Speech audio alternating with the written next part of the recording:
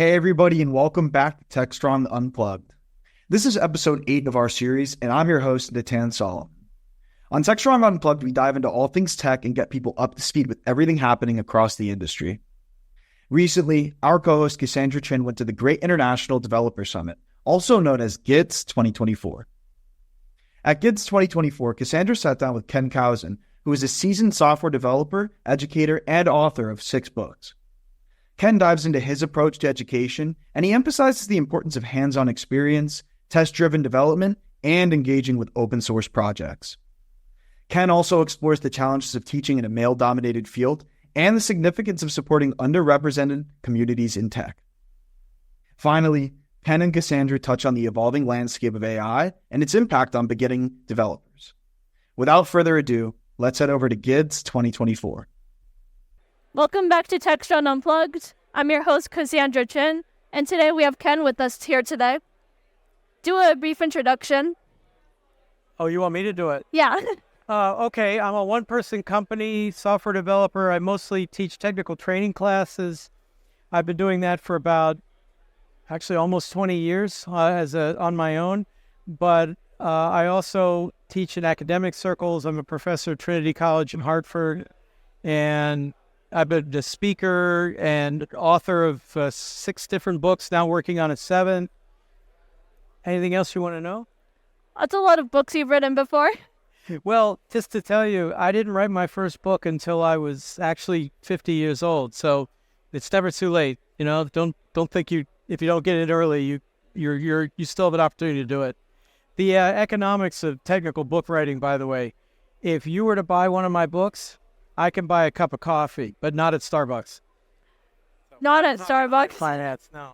Are you sure it's even a cup of coffee? Probably not, but I could get it somewhere, you know. Do you want to talk a little bit about your values on education and... Well, my whole career since I moved to IT has been based on the idea of teaching training classes and passing on what I've learned to other people. In fact, it's kind of a personal mission statement, I guess, is that I really like learning new things. I like working with it. I don't feel I have to be the person who invented it. I just want to learn what's been done and what the cool new toys are, and then telling everybody about it, passing that on to others so that they can take advantage of what I've learned. So that to me is fun, you know, to experiment with the new toys and then say, hey, look at what you could do with this and look what you could do with that. So that's really behind a lot of the speaking and the writing and the blog or the newsletter or the YouTube channel, all of it. So you don't feel like you always have to be the one to create that technology yourself? I actually don't even really enjoy that as much. I mean, I did that. I was a research scientist prior to being a developer. And, you know, all the easy problems have been solved, you know, so you're always working really hard and you always had to get funding and things like that. I never liked begging for money. No, it's more like I like learning, and therefore I would, like in the Groovy community, I used to make friends with the core team members and then see what they did and go, oh, cool, then I get to play with it. It's like they're making the toys I get to play with. And the Java world is like that now. That I enjoy that much more than making the actual toys. I like playing with the toys. How do you balance, like, showing off the toys? Because you're not the one who made it, so you can't take credit for it. Yeah, right. No, I mean, I do have to, well, first of all, to figure out how to work with them, I do tend to focus on the test cases.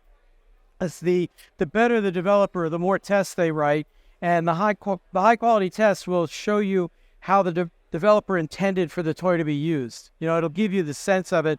The release notes will explain what they were after. So I'm mostly focused on what we actually have, the documentation, the tests, and if I still get stuck and I don't know what to do, most of them are more than happy to share that information. You just contact them and say, hey, I'm writing this up. I want to advertise. It's a way of participating in open source as someone supporting the developers without competing with them. I mean, I'm not unhappy that they did it and I didn't. What did this mean? What was that for? How do we use that?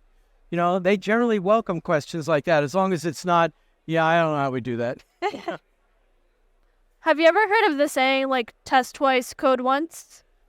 It's an old cliche, right? And it's based on measure twice, Yeah. once on manufacturing. I don't know. I'm not great at doing pure test-driven development. I do agree that you never trust a test you haven't seen fail. You have to see it fail. Otherwise, you could wind up with one that passes all the time, doesn't test anything. But I tend to follow, instead of pure TDD, I tend to follow what I call GDD. So instead of test-driven development, I do what's called guilt-driven development. If I write code that hadn't been tested, I'm worried about it. I feel guilty until I put a test. I really like that saying. Feel free to take advantage. Guilt-driven development. Yeah. I mean, I like JUnit, of course. I like AssertJ. I think that's a really good testing library.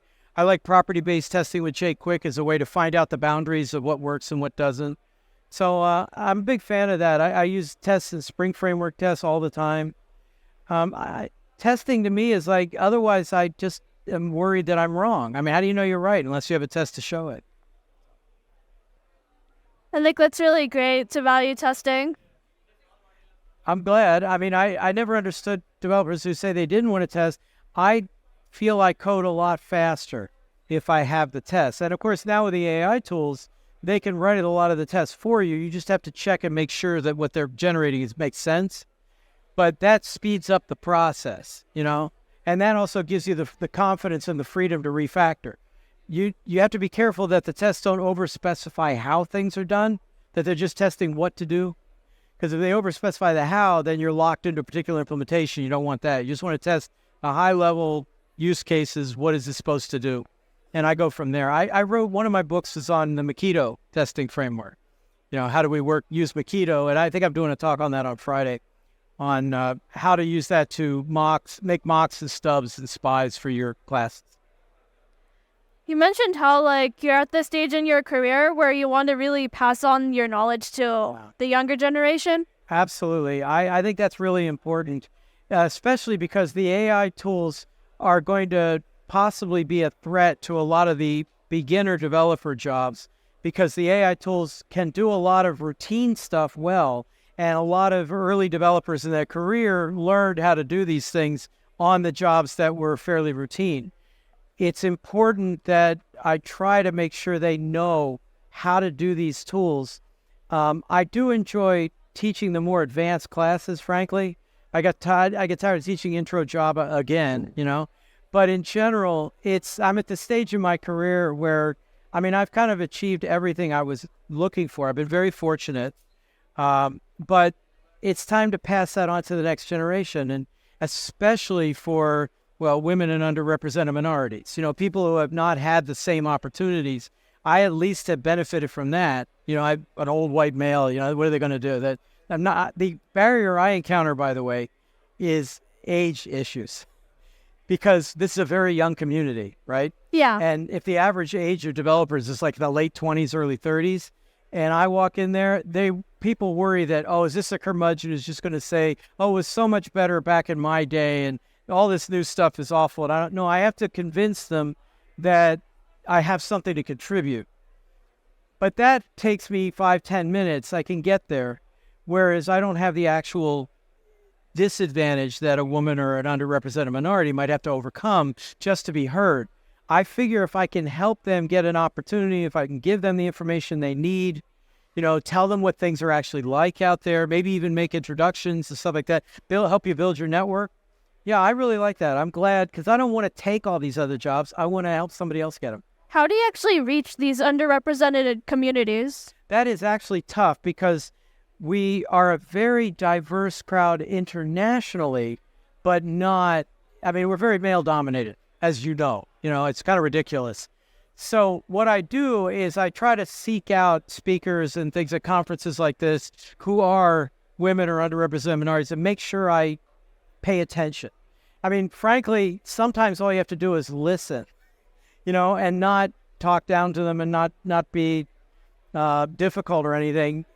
And that's enough, and that's all they need is some validation and possibly help getting an opportunity, but mostly just basic respect.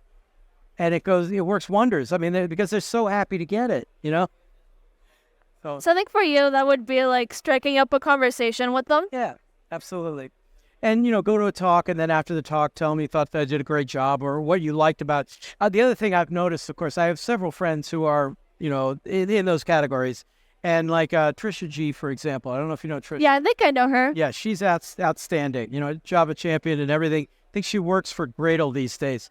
At any rate, she doesn't like getting invited to conferences to talk about women's issues again, So I make sure when I talk to her to focus on technical problems that I know she has an expertise on it. She also is really good at the soft skills too.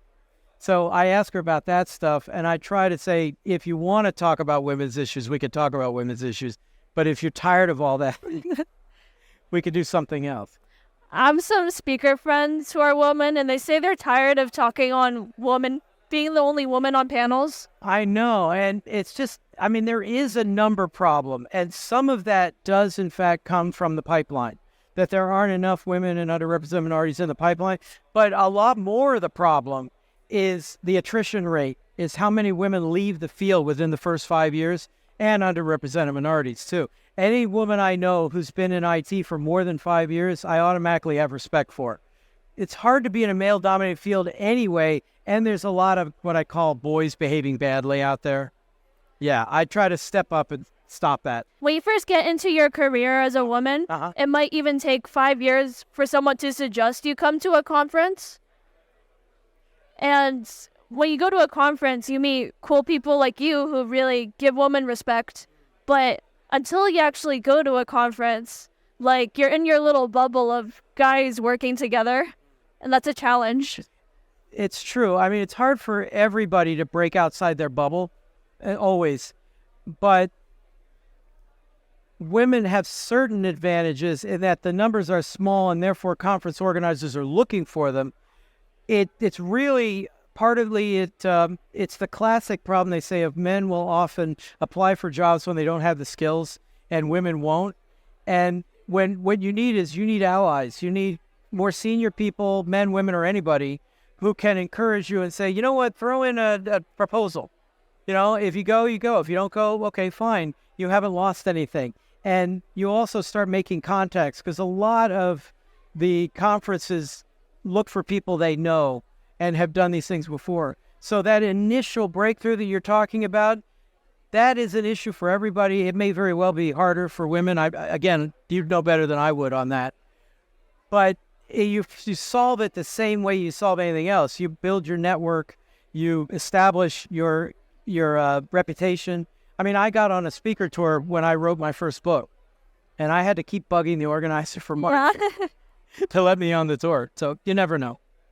So I think we definitely need more great allies like you. Oh, well, I appreciate that. I do what I can. I don't know how much I can do, but I can provide some emotional support. And well, you're here with me today, so I appreciate it. Well, I'm glad to do that. And as I say, also I'm joining the faculty at Trinity College full time, so I'll be teaching a lot of undergrads. And what I try to do in my class is to say, look, let's not worry about what's in the textbook. This is what's going on in the community right now. So a news item will come up like Redis changing its license, or that XZ problem that provide a backdoor into the secure sockets and everything. We use that as a case study, and we talk about it, what's happening in the community. So you just put that textbook aside? Yeah, I'd rather do the more senior level classes so that it's not just canned material, but that way we could say, oh, and by the way, I know this is what the book says, but IT is one of the few areas where the working professionals are ahead of the academics, with certain exceptions, of course. But when I was in engineering, the academics were ahead, because the people have been building bridges for thousands of years. But IT stuff, it's the people in the community who are doing the innovative stuff and learning things all the time. And that's what I feel like I can bring in and say to the students, hey, let's get involved in an open source project. Let's see what they're doing. Write test cases. See what the best developers do. Honestly, I think that's the best advice you can give, asking them to get on an open source project while they're still in school. Yeah, you just have to be careful, because just like anything, there's good and there's bad. So it's part of the challenge is assessing which ones are worth your time and which ones are worth your energy. Find the right community. That's actually more important than the actual library you're working on. You find the right group of people, and it's a really enjoyable experience. You find the wrong group of people, you don't want to do it at all anymore. I hear a lot of advice, which just, the advice is join an open source project and get involved. But you really break it down, like, it's people behind the projects. Well, and the difficulty again is that a lot of open source people, they welcome people joining the team, but not if they're just going to be there for a semester. You know what I mean?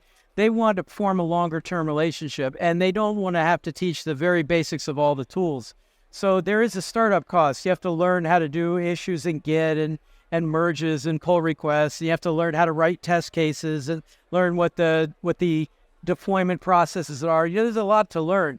But if you can find the right team that's willing to accept newcomers, then yes, it'll put you at an enormous advantage. Because even if when you go interviewing as a young student to get a job, companies will look and say, well, what have you done? You say, well, I contributed to open source. They may not even care what the project is. The fact that you did something that's real world matters. That really helps. Yeah. So in your classes, are you teaching like the startup cost? Like you're getting them to know how to use the tools? We try. I mean, we do have to spend time on Git, for example, because everything's using a Git repository somewhere.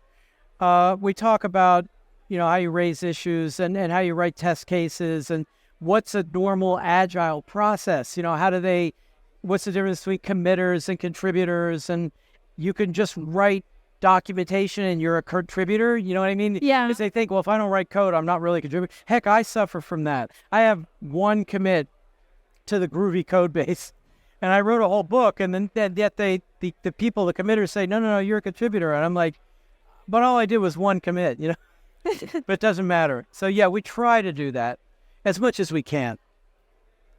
Okay. I think we had a really good chat today. Yes, absolutely. So thank you, Ken. And good luck with the other interviews or whatever you're doing and whatever you're using this for. Let me know if it goes live. It will definitely go live on Techstrong TV. Techstrong TV? Great. Well, thank you very much.